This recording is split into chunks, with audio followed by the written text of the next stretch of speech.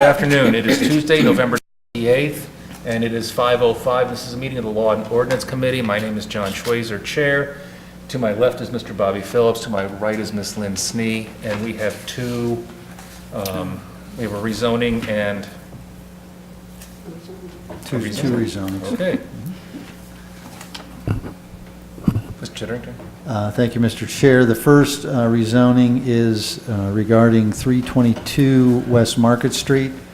I believe it's 3 parcels, 2 of which are R5, one of which is, no, 2 of which are M2, manufacturing, and 1 is R5. The applicant intends to combine those and has requested rezoning to B1. The staff recommended that rezoning to the Planning Commission. The Planning Commission unanimously has recommended that to you as well. At the public hearing at the last council meeting, there were no comments either way. There were some public comments later, more with regards to some of the safety issues than had to do specifically with the rezoning. We are recommending that you pass the rezoning. Thank you. I believe they said at the public hearing that they were going to take over the alley, or the alley was going to be blocked off. Do I remember hearing that? No, there was Someone had a question about the alley, I believe. somebody had a Is the question alley gonna about stay that, there but then? there's no request to vacate the alley that I'm aware of. So, yeah. Is the alley going to stay there? I imagine. I have not seen the development plan, but if they're not vacating the alley, they can't be part of their building lot. If you go down that alley, you dead end into a fence. Well, but you can turn, I guess it would be left, to go to West Market Street. Is that, I guess, little alley right there going to remain? I don't believe that's going to be property. touched at all, correct? It'll stay the same, if I'm correct, Will Expression. Right, both alleys, the one on the south, and the one on the east. Shannon, sorry. Shannon Brandon, property maintenance, zoning. So the alley on the south of the property and the alley on the east of the property will both remain there. I've not heard anything from the applicant, the developer, requesting any type of vacation of alley. We actually were looking at the alleys to try to prevent them from continuing as a thoroughfare as they're used now, but not by shutting them down, by restricting access to the lot. Okay. Again, that's more on the development side as we look at their plans and not the rezoning issue. Is the applicant the same person who has owned it for a number of years? I believe the applicant is the engineer, but the property owner is the same gentleman, yes. Okay. Mr. Phillips, do you have any questions? There's 16 properties that abut that alleyway, in looking at the property map and having traveled that, there are 16 parcels that abut that alleyway. But generally I will say I have no objection to the rezoning, but my question is what we're going to do or require with the business as far as some of the complaints that have been on that property in and around there, within, speaking from the police department's standpoint, and addressing the concerns of the folks. And I know that's not the issue that we're addressing here with the rezoning, separate issue. But as far as looking forward, as far as fencing, lighting, and not having light pollution into the adjoining properties, but being able to see and have light to keep some of the riffraff out. With some of these calls, with the copies that I gave, that I asked Mr. Chitterington to provide and provided to my fellow committee people, 74 calls in the last year alone, in that, off of that business in general is quite a bit. And I think that there's something that needs to be addressed on that end also. So to answer your question, our process, our administrative process is that whenever we get a development, so let's assume the zoning goes through, lots are combined, they come to us with a development, then they will submit plans to us, and our team, which will include zoning, engineering, police, and fire, among others if necessary.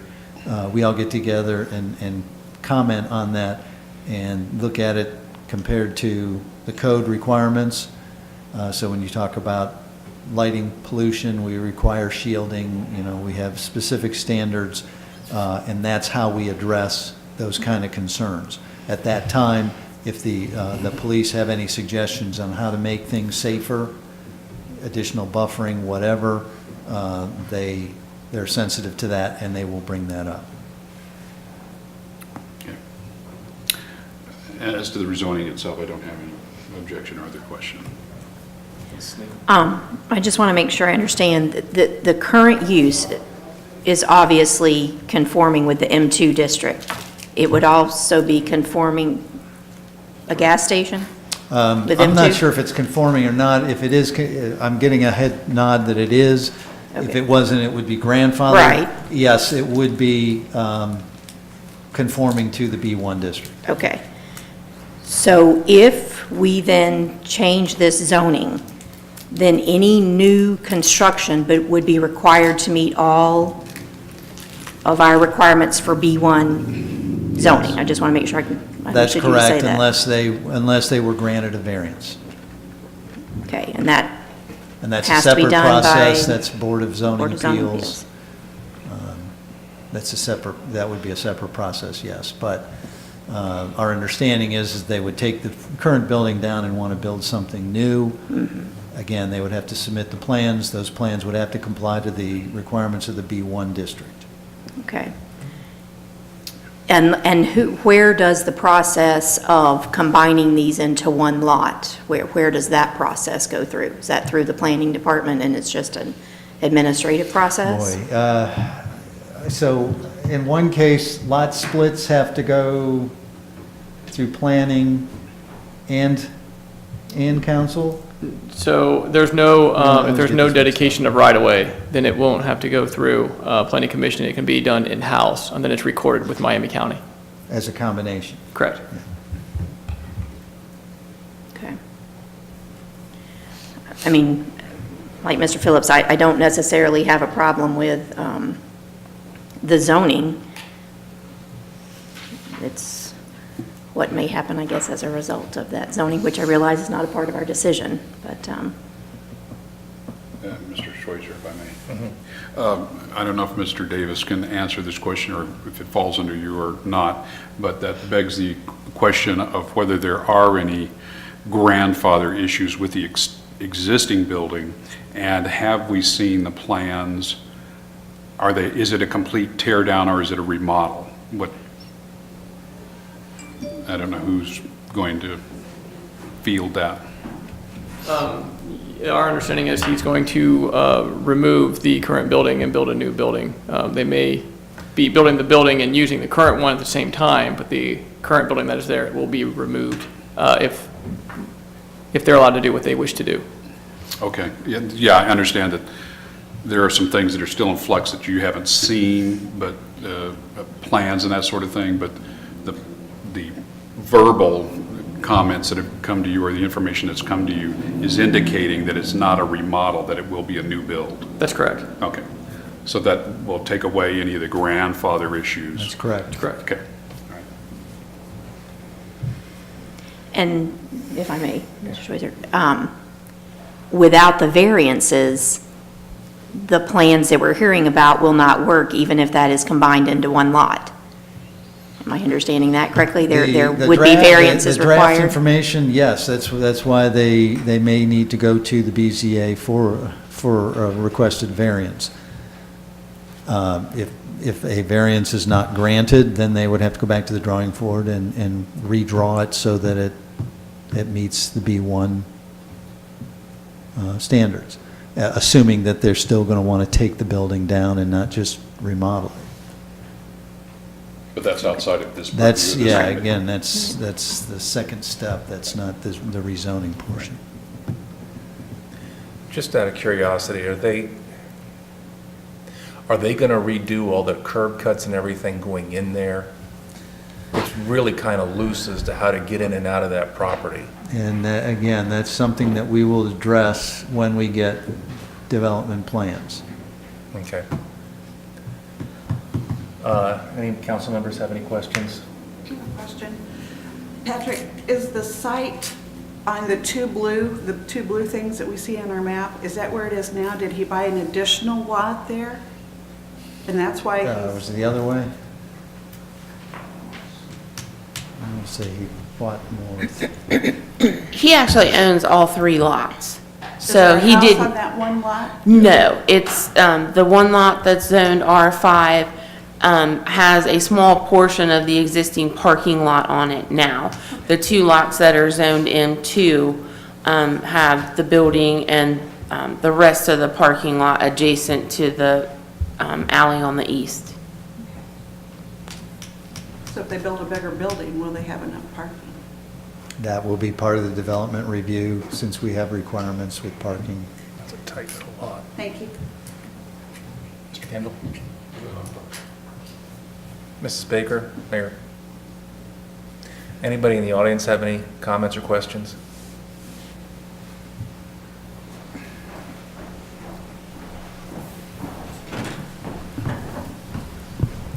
Hello, my name is Deborah Knight. I live at 311 Peters Avenue. I've been there 31 years. My issues are, if he builds a bigger place, that's more traffic. Now, from 1 o'clock in the morning till about 5 o'clock in the morning, you hear cars pulling in there, music playing loud. It's excessive, especially on the weekends. He doesn't seem to do anything about that. Now, when it was Moto Mart, we never had that problem, never. The manager there was Judy. She would tell people 10 o'clock, you got to come in here quiet. We got neighbors here. She respected the community. My issue is 74 times the police have been called on him. That's not to mention other things that have went on that have not been called in on. It has been trouble since he got in that place. I live directly behind him. And I spoke to my other neighbor tonight that lives right beside me, Denise Olson, and she also is against this. And the reason being, we have people who throw trash over in our yards. They pitch stuff over the fences. This is the second privacy fence I have put up since I've lived there. In the past, they've pushed snow up against my fence when I've asked them, please do not do that. Please do not. You can push it to the edge of the alley. That's all it needs to be pushed to. It doesn't need to be pushed any further. If he's building a bigger place, that's more activity going to be going on. He's having a drive-through, people can drive through plus get gas out there. I see a real traffic problem. I see people walking up and down the alleyway. That's a lot of how the drug activity went on out there. And I just think that if he did a drug business out of that little station, what's it going to be when he builds a bigger place? That's my concern. Because at the end of the day, I live there. That's my home. It devalues my home. The activity and the stuff that's going on there devalues my home. And I just think that, I think if he wants a bigger business, maybe he could find a business like that somewhere else and just leave that as it is. We have a drive-through that's right up on Market that's not that, it's less than 1/4 of a mile away. There is a drive-through. You have Walgreens at the corner, you have Kroger's. There's stores there, so, I realize it would be a convenience to some people, but it's not a convenient to me. It's not. And I'm tired of putting up with the riffraff and the trouble from back there. And like I told the mayor, I love this town. I've raised my granddaughter here, my daughter here. I want to see families move into Troy. But it's this kind of trouble that makes people second guess whether to come to this town or not. I don't feel safe in my home. I do not feel safe in my own home because of the robberies that take place over there. And that's why I have a privacy fence. My neighbors all up through that alleyway have privacy fence. My neighbors next door to me, the Greers, have had stuff stolen. They had a boat stolen, fencing stolen. I mean, it's unbelievable what has gone on out there. It's just unbelievable. And we never used to have that problem. So, I just think that, I just don't think it's a good thing. I'll be honest with you, I do not think it's a good thing, and I'm against it all the way around, Thank you. Mr. Davis, is there anything in I don't remember seeing anything about a drive-through. Is there anything in that the applicants presented that says there's a drive-through with this? If there were, that'd be a pretty tight I think quantity. I think they'd like to have a drive-through, yes. But again, that's That- part of the development right, side of it. right. That's not, so you wouldn't have seen any kind of development plans with this rezoning request. That's true. And again, B1 would allow that, however, we still would have to look at curb cuts on Main Street, turning radii, buffering in the back, since, if this is rezoned to B1, the properties behind it and from the alley, I guess, south, turns into R, so you're going from a business to a residential, so there may be some buffering requirements that get triggered. So those are some things, just some of the things that we would talk with police, fire, and the staff about when we see final development plans. What we're making a recommendation on is the uses of the B1. Are they compatible and better suited for that area than the M2, which is a light industrial usage? That's what the recommendation is on. Mr. Tracer? Yes. I just want to clarify for all of us, our decision today is only on the zoning. It has nothing to do with the potential plans that are coming in for that location. I just want to make sure Mrs. Knight understands that it's just the zoning. Then there would be a second step that would require more consideration of what's being proposed. So I think we all understand your concerns and share them, but it's a multi-step process, so. And there's no legally, there's no restrictions or conditions that would prohibit this type of staff recommendation that's in front of us. So if there's nothing legally prohibiting this rezoning, there's no issue with this. It's following the usual and customary practice and procedure at this. It falls into the comprehensive plan, the general area, and that sort of thing. So there's nothing, if we did not approve it, potentially we may be putting ourselves, the city, liability at risk, Right. and by being that restrictive. So unfortunately, I think following the letter of the law here and the spirit of it are two different things. Just out of curiosity, what was there that was M2? I've been here 30 years. I don't remember seeing anything. I don't know, other than the gas station, The gas what was there prior to it, It but was just a curiosity question. Yeah, we used to have, the old zoning was kind of a pyramid zoning where M2 was at the top and you could have anything that was below you. So there was a lot of M2 zoning throughout the city from a long time ago. Okay. Can I ask a question? Yes. If you turn down the zoning and the guy closes his doors, there's an active tank underground, isn't there? Which has EPA regulations in regard to what you could do, should do, or who's financially responsible. Just a question. Well, the responsibility But you could- sits with the property owner, and those, the regulations regarding underground storage tanks are regulated by Ohio, by the state of Ohio. He just can't lock the door, call his business off. He still would have responsibility for those tanks. Well, he would have responsibility for those tanks in as much as he has to make sure they're not leaking, they're inspected. You know, I'm sure there are certain procedures he has to go through, and they'd still be his responsibility. I'm not sure how much active work he would have to do that would restrict him from making that decision if he wanted to. And just for the record, we've not heard that. I know you're just talking hypothetically and theoretically. Mr. Phillips? You're asking my recommendation? Yes. Yes, proceed with staff recommendation. Sneak. And I agree, proceed. Let's move forward to council. This is not requesting emergency, so Correct. I think it'd be a third reading. Okay, the second item is McKeag Avenue.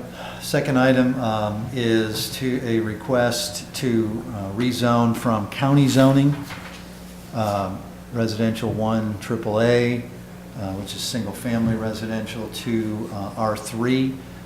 This is a residence on 2436 McKeag Road that was recently annexed into the city and received utilities, and this is part of clarifying the zoning.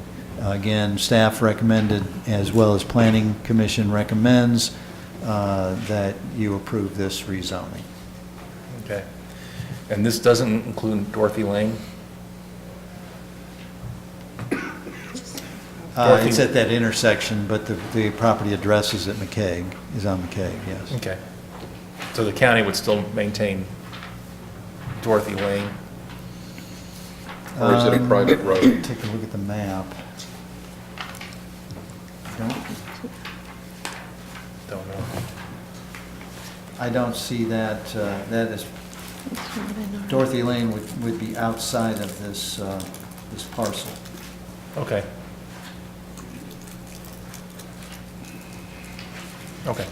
Mr. Phillips? I don't have any No questions. questions. Anyone in council? Mayor? How do you feel? Proceed as staff's recommended. Agree, proceed. Proceed. Thank you. Anything else to come before law and ordinance? No, sir. Oh, we are